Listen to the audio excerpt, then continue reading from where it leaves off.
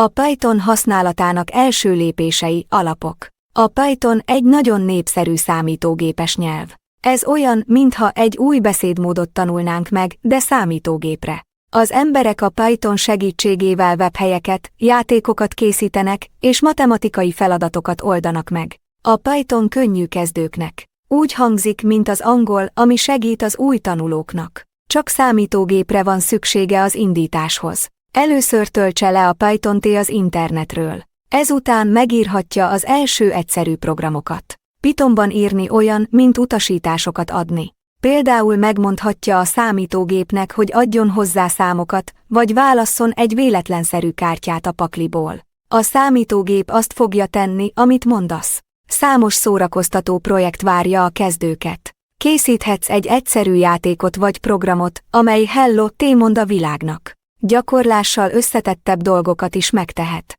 Ne feledje, a Python tanulása olyan, mint bármely új nyelv megtanulása. Gyakorolj egy kicsit minden nap, és ne add fel. Idővel jobban leszel.